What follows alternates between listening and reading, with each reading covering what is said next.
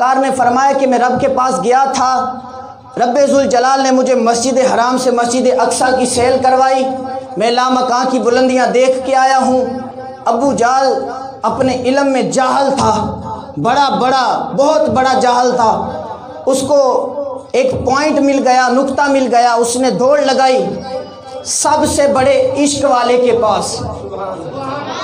ابو بکر صدیق رضی اللہ تعالیٰ عنہ کے گھر پہنچا، جا کر دستک دی اور دستک دے کر کہنے لگا، ابو بکر صدیق آئے، کہا ابو بکر اگر کوئی کہے کہ میں راتوں رات مسجد حرام سے مسجد اقصیٰ کی سیل کر آیا ہوں، آپ کو میں بتاتا ہوں کہ مسجد حرام سے مسجد اقصیٰ کا وایہ کتنا ہے۔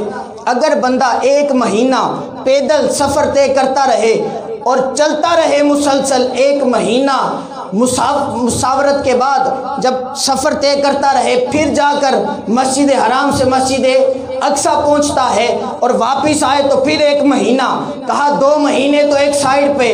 اے ابو بکر بتا، اگر کوئی یہ کہے میں راتوں رات مسجد اقصیٰ سے مسجد حرام سے مسجد اقصیٰ کی سیل کر کے واپس آ گیا ہوں، ابو بکر کیا تو ماننے کے لیے تیار ہے؟ کہا ابو جہل مجھے یہ بتا کہ یہ کہا کس نے ہے؟ کہا جس نے بھی کہا ہے تو بتا، کیا یہ بات سچ ہے کہ جھوٹی؟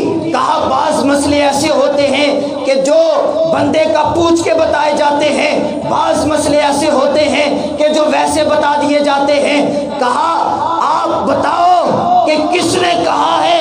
ابو جہل نے کہا ابو بکر آپ بتاؤ کہ یہ مسئلہ ماننے میں آتا ہے کہ نہیں؟ کہا کہ آپ بتاؤ، تو بتا کس نے کہا ہے؟ کہا تیرے نبی نے کہا ہے۔ کہا رب کعبہ کی قسم اگر میرے نبی نے کہا ہے تو پھر یہ بات تو اتنی بات ہے، میں تو اس سے آگے بھی ماننے کو تیار ہوں کہ رسول اللہ کا جو غلام ہے جبریل امین، فرمایا وہ جب چاہے جس وقت چاہے رب کے پاس چلا بھی جاتا ہے، واپس آ بھی جاتا ہے۔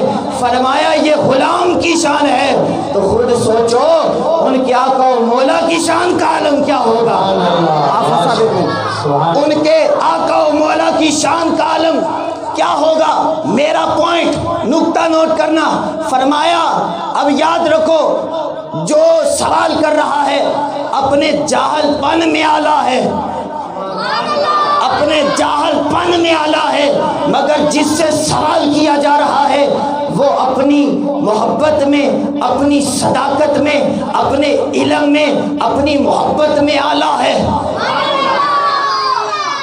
اب یاد رکھو ایک ہوتا ہے روایت کرنے والا، حدیث شریف ہوتی ہے نا کہ رسول اللہ نے فرمایا، یہ رسول اللہ کا فرمان ہے، قال رسول اللہ صلی اللہ علیہ وسلم، سرکار کا فرمان۔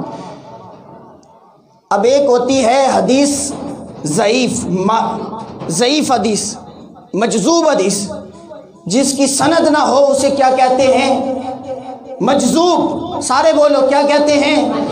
مجذوب۔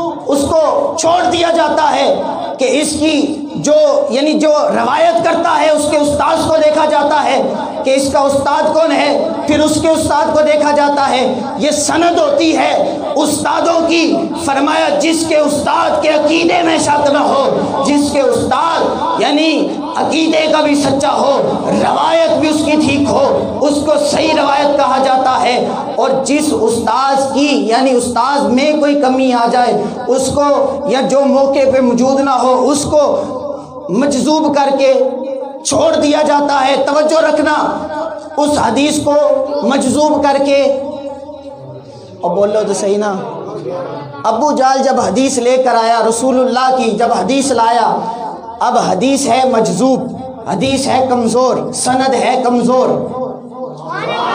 سند ہے کمزور، حدیث کمزور ہے، کافر مرتد ہے، وہ رسول اللہ کا فرمان سنا رہا ہے۔ ابو بکر نے فرمایا کس نے بتایا ہے؟ کہا رسول اللہ نے۔ کہا خدا کی قسم اگر رسول اللہ نے فرمایا ہے تو صدیق ماننے کو تیار ہے۔